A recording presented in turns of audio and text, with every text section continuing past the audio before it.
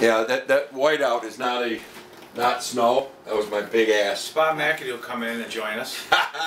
We're going to be talking about the Braves today. We promised you about 2 weeks ago that we were going to talk about the Braves, and today we have our special guest that we've been talking about for quite a while, Ed Kotowski. Ed Kotowski, just an all-around sports nut with us at Infinite Prague Elementary School and Bishop Neumann High School, and many years after that. Randy Old House, we played together in the same team there. Great to be with you guys. Yeah, this is fun, man. So, what'd you say, what old house? Grandy Old House. It was our bowling team, right, Ed? Wow, you scare me. Is that with Julia? It was with Dave, Julia, and Marty, and Larry. And I noticed you guys got 83 subscribers. That's going to go down after this show. We're going to lose a few. Sorry, guys. Especially okay, after the one That's thing. pretty impressive, 83 not bad. subscribers. Yeah, we're getting there. We're getting it. We need to go a little bit more mainstream. But Tommy, actually, I've heard from all the fans that Tommy's kind of holding us back. So. No, it's whatever. Gonna have to let me go. The only thing we are going to start off with saying, though, just a little political right off the bat. Yeah. We're kind of this Pledge of Allegiance out there in Minnesota. Yeah. You didn't want to say it. And sounds like Sweden, right? Minnesota. Minnesota. I don't know what's going on. This Omar and the Whack Pack. Yeah. I'm getting a little fed up personally with the anti-white man thing that's been coming from them. Yep. And I've had it up to here with the racism and all that stuff. Just because you don't agree with somebody doesn't make you a racist or a homophobe or a xenophobe or lactose intolerant or opinion allergies. You know, it's just ridiculous. Sometimes you just don't agree. But the Omara today, again, another comment about white guys. Listen, we're good guys. We're good boyfriends, husbands, fathers, uncles, grandpas, and in some cases, even lately, we're good aunts and moms too. That's right. We'll get that in another show, though. Well, you know, some people get penile implants. I don't care. I'm not going to discriminate against a guy who can't get it up. I'm sorry. Right. But I'm done with the lack of respect, and it's got to start coming back. I mean, these four wackos, right? If I have a phobia, it's wackophobia. Because these I don't care what wackos, color they are. Yeah, no respect whatsoever, and it's a shame. But anyways, I don't know if you want to add to that, guys. Could I add something about Roddy Watson? Sure. Okay. So Buffalo News, Rod Watson, he had an article today that hits home with me because I'm a banker, or was a banker. And he's basically talking about how the local banks are turning down blacks more often than they're turning down whites. Now, this is not me being racist. Please hear what I have to say. They said, well, they had basically leveled the playing field in these situations on income. Okay, and that's great. So what's the next thing? Because I worked in mortgage banking. It's your risk score. Okay, and the bottom line is banks don't hold on to these mortgages. They sell them back to Fannie Mae, Freddie Mac, government agencies. There are minimum FICO scores or they can't be sold to the government agencies. So to say that it's because they're black, white, yellow, and it's not. Banks don't even know what you are. Banks say, what's the risk score? Do you have an ability to repay? And is the property worth what you're paying for it? End of story. And Rod's misinformed too, because right slightly above blacks being declined are whites. Right. And leading the way with mostly approvals are the Asian community. That's right. And banks don't care about color. There's only one color banks care about. Green. Green. You got it. Poor Ed came out and talked about the Braves, and now he's probably going to get... His friends are done with him now, so we're sorry, Ed. But we're done there. We're going to talk a little Braves. So Braves, for those of you, we've got some younger viewers who, they were in existence from 1970 to 1978, at which point they got sold out from under us by one of the stinking... John Y. Brown. Well, start with the real one, Paul Snyder. Well, when you look back the history of the Braves and stuff, for you guys too, you young guys, the Odd got renovated. The Braves and Sabres came in the same year. 1970.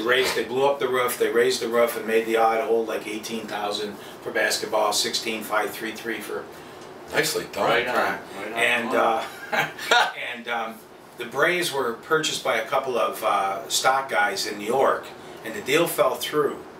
And in the summer, the Braves, I don't think they had selected the team quite yet or whatever, but Paul Snyder was at the thing with his son, and somehow they got to talking, and Paul bought the team from these two guys that were going to go bankrupt. Yeah. And he had the team. I don't think he ever intended on keeping the team long. Paul's kind of a buy low, sell high kind of guy. Yeah, real great guy. And the Braves were a ton of fun.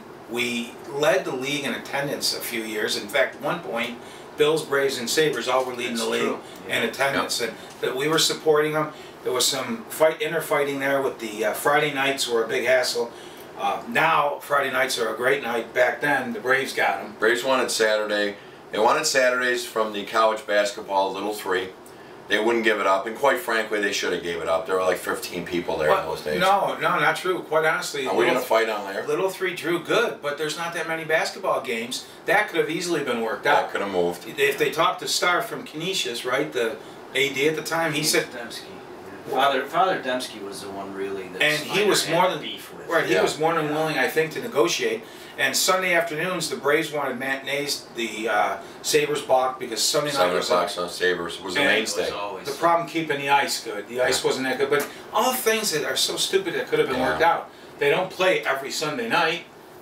And Little 3 was a big draw, but they didn't always play. It wasn't every Saturday night. No, it could have been worked out, and I have a real problem with Paul Snyder. I'm sorry, I do. For all those who love Paulie and his Hyatt and his former freezer queen, you can have him. He made a good frozen dinner. Yeah, they did. He made a big mistake because 2 years after the Braves left, the NBA took off. The NBA was suffering in the 70s. But in the 80s, the Magic Johnson and Larry Bird, and boom, it took off. And that franchise would have went. But let's talk about let's talk about when they were here. So they were here for 8 years before they became the San Diego Clippers, now the LA Clippers. And some just really, really exciting times for the Braves. So all of us here have some stories. I want to start with one, and please, you guys chime in. So I'll never forget this. I'm watching. We could not get by the Washington Capitals, but mostly the Boston Celtics in the playoffs. We just couldn't get by them. We are in a critical Game 6 with the Washington, not Capitals, I'm sorry, Bullets. God, I'm thinking Sabres. We used to be the Baltimore Bullets. Yeah. The Bullets. And I remember we had timeout. We were winning by 1. And it was Jack Ramsey, and there was a huddle off to the side, and we were in Baltimore. Before you go any further, I know this. You know what it is? This is awesome. This is an awesome story. So they got him mic'd up in the huddle, and he's got Gar Hurd put aside. He's going, box out Wes Unseld. Unseld can't get near the boards. And he's going over and over. Pleading with Gar. Pleading with Gar Hurd. Was it Gar? Box him out. It was Gar Hurd. I promise you. Yeah. So they go in, they take the shot. Gar Hurd, or Unseld gets the rebound, puts it up and in. Braves lose. I said that whole thing just epitomized to me sports in Buffalo. Yeah. Another time, a story for me. We're in the playoffs playing the Celtics, and John Havlicek was a phenomenal player. He was Hall of Famer. I mean, it's just amazing. He was hurt, and we're winning. We're winning the game on the parquet floor in that Boston Garden Nightmare Center. And Havlicek came off the bench in the fourth quarter and was just popping from the corner. And no three-pointer, by the way. No, there was for young people. They came back and beat us. And I don't know, I had to be maybe a sophomore in high school, probably. And I started crying. And my dad said, go to bed. This is why Tom really didn't date till his 20s. Well, right. He cried as a sophomore. You know, Tom, Wayne, the Braves won 137 games in that 3-year period where they could not get by Boston. And then they lost to the Bullets in the other series in the 7 games. But the first playoff game they ever played, they had a 17-point lead against the Celtics on the parquet going into the fourth quarter. And Dave Cowens has 5 fouls. So really, Dave Cowens scored 20 points in the fourth quarter, and the Braves. And you couldn't Why get him out. don't you take the ball to the hole and foul them out of the game? He's got to go. And what do? We start playing. We're shooting outside. We're not bringing in the lane. And you wonder then why he kills us. I was crying. No, that was one of the. Well, I have one. We had one. My father. If you've listened to this show, he numerous times he's basically gone to Tom, who we used to work with back in the 80s, and said, I don't know about your buddy. I don't know about your buddy. One day, I think I was about 15 or 16. I'm upstairs, and I got the little transistor radio, and the Braves are out west. And Ernie, you know, you got Van Miller, who was great. He was so descriptive and everything. Van Miller was one of the best ever. And I just remember this one scenario. Out to Ernie, up, no good. And then he goes, back outside. Over to Ernie again. Up. No good. And I screamed at about 1 in the morning. God damn it, Ernie! And my father comes out of his room and, what the hell's the matter with you? Well, yeah, just... we were passionate. Yeah, we were. On a positive, it was 74, 75. We were playing the Capitals here, and McAdoo put on a show. You mean the Bullets? Bullets. I did the same thing. I know. He scored 52 points. Yeah. I think just before the game, he was given the MVP of the year and maybe the leading scorer trophies. That's true. And he put on a show, and I was able, through a good friend of mine, to. It's on YouTube.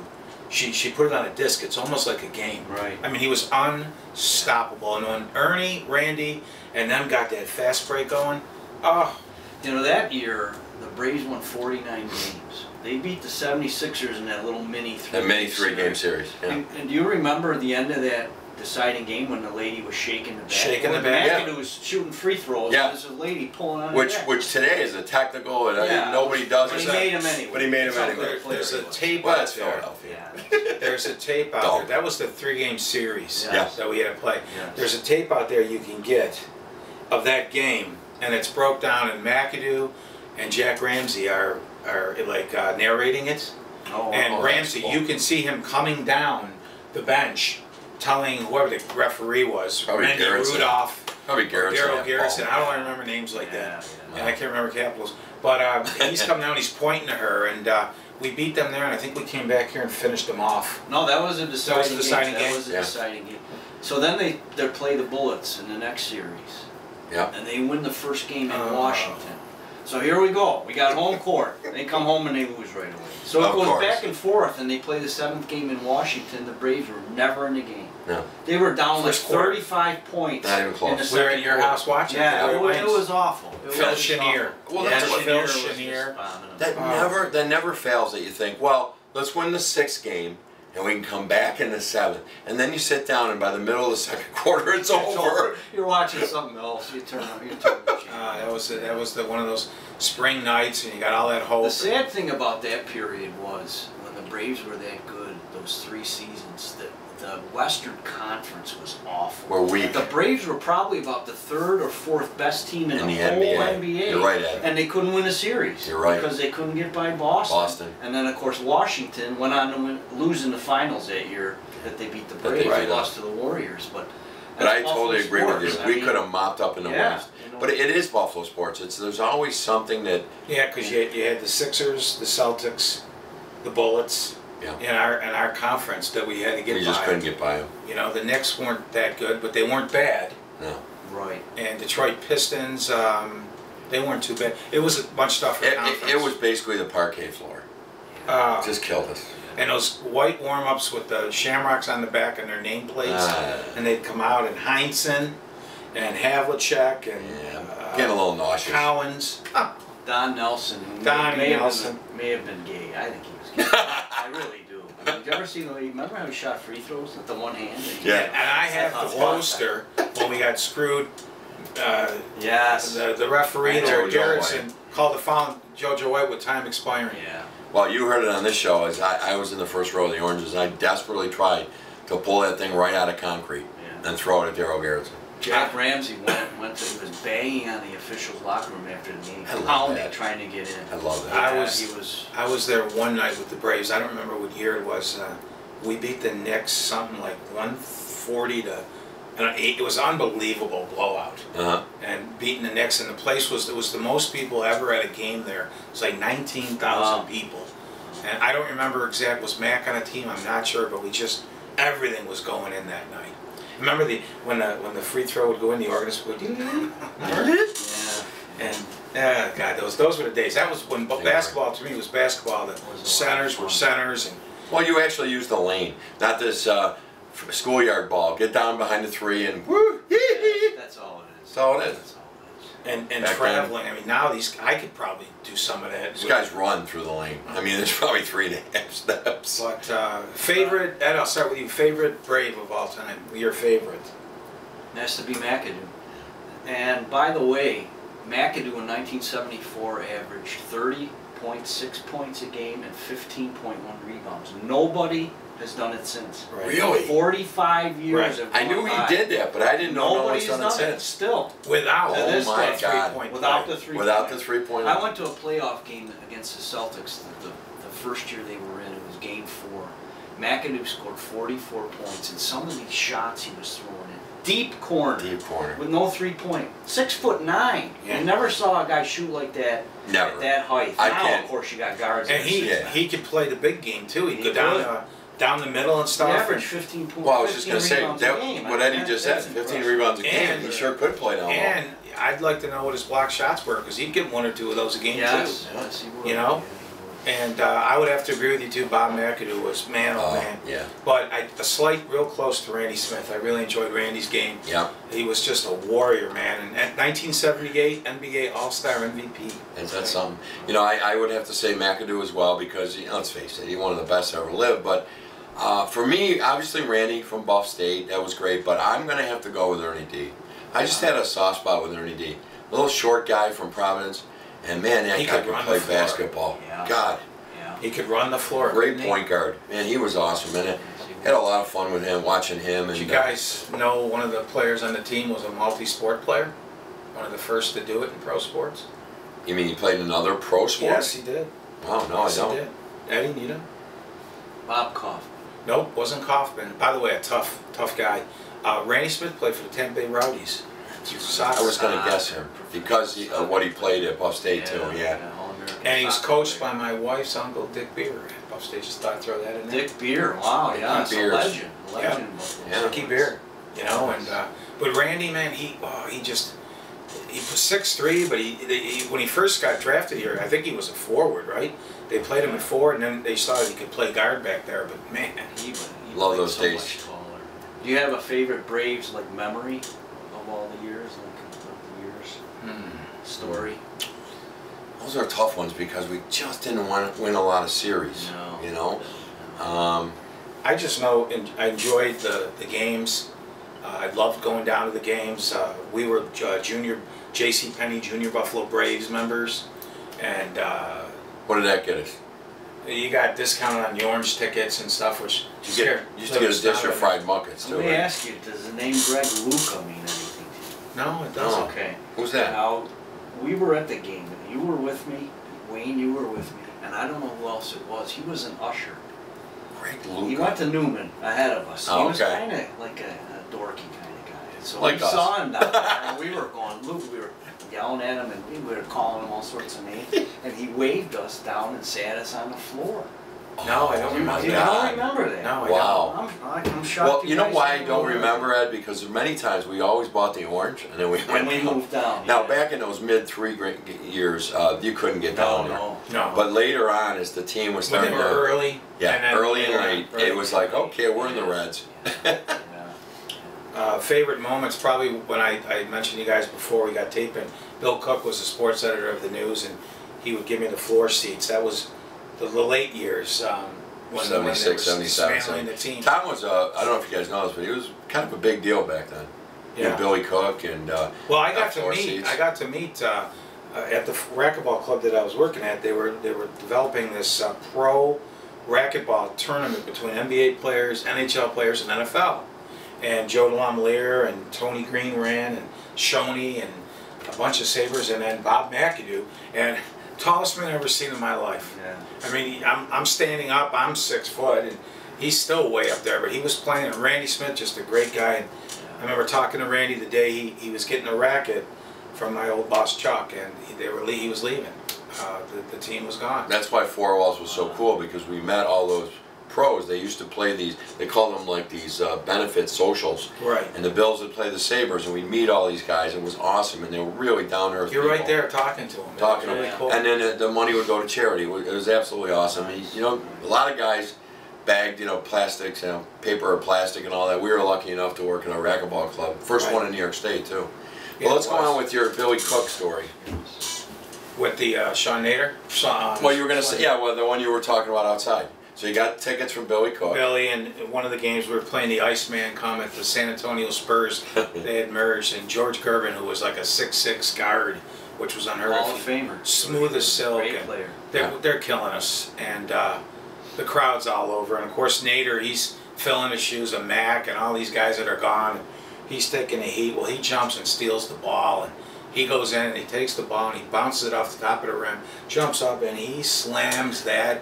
And I thought the backboard was going to come right off the ground there. And it was like a F you to the fans. Yeah, it was as if to say, "Stop it, man! I can't help it." They and he brought was me in. frustrated too. I felt for him. I think the coach was Cotton Fitzsimmons. Yeah, Cotton Fitzsimmons. Yeah. Oh my God! Yep. They I just remember him mangled from our the team. We had Hawks. Moses Malone here, I and can't. this John White Brown. Paul Snyder sold it to this Brown, and he just started bringing in these ABA, the Old American Basketball Association. He had love affairs with certain players. Adrian Dantley, an unbelievable power forward, Hall of Famer. Yeah. We trade for Billy Knight. Billy Knight It from was just- Indianapolis. Where did he Well, play? he played Indiana Pacers. Yeah, Pacers. Yeah. You know.